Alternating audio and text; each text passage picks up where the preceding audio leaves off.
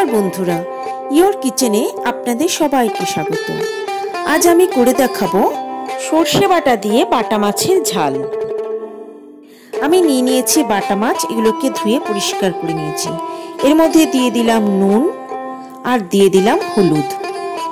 নুন আর হলুদ দিয়ে বাটা মাছগুলোকে খুব ভালো করে মেখে নেব। বাটা মাছগুলো নুন হলুদ মাখানো হয়ে গেছে, এবার এগুলো অন্তত 15 মিনিট রেখে দেব। একটা বাটিতে নিয়ে নিলাম 2 চা চামচ কালো সর্ষে।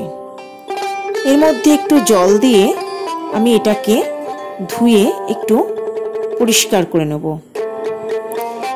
এবার পরিষ্কার করা সর্ষের মধ্যে আবার দিলাম জল, দিয়ে দিলাম 2টো কাঁচা লঙ্কা, একটু হলুদ গুঁড়ো আর নুন।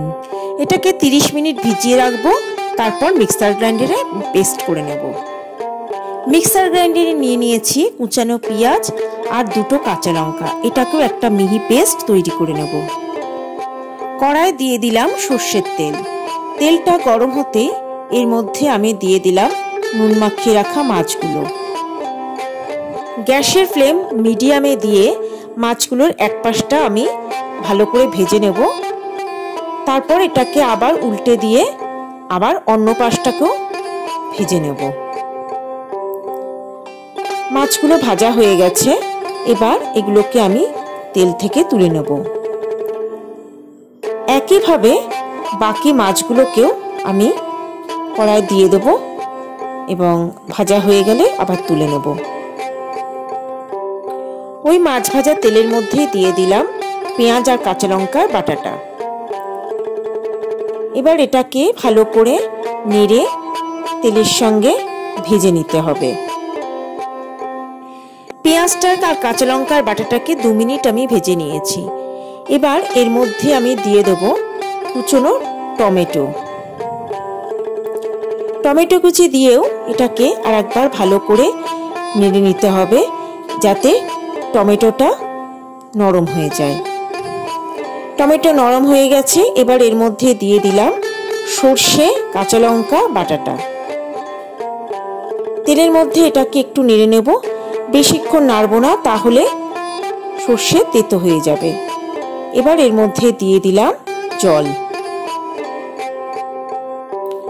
সবকিছুকে খুব ভালো করে মিশিয়ে দিতে হবে। এবার এর মধ্যে দিয়ে দিলাম আর কিছুটা টমেটো কুচি।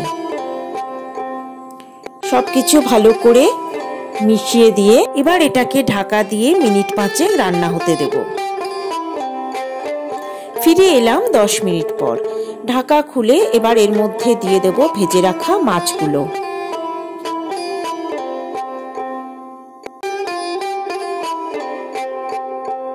একটু হালকা হাতে নেড়ে দিতে হবে। তারপর আমি আবার এটাকে ঢাকা দিয়ে লো ফ্লেমে আরো 5 মিনিট রান্না হতে দেব।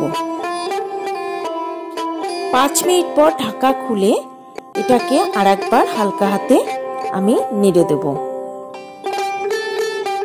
আমার সকল দর্শক বন্ধুদের কাছে অনুরোধ রইল আমার চ্যানেলটা সাবস্ক্রাইব করার। Please subscribe my channel. সর্ষে বাটা দিয়ে বাটা মাছের ঝাল একদম রেডি। সবার শেষে দিয়ে দিলাম কুচনো ধনেপাতা। রান্নাটা ভালো লাগলে একটা লাইক, কমেন্ট ও শেয়ার করার অনুরোধ রইল বন্ধুদের কাছে। আজকের মতো বিদায় বন্ধুরা, নমস্কার।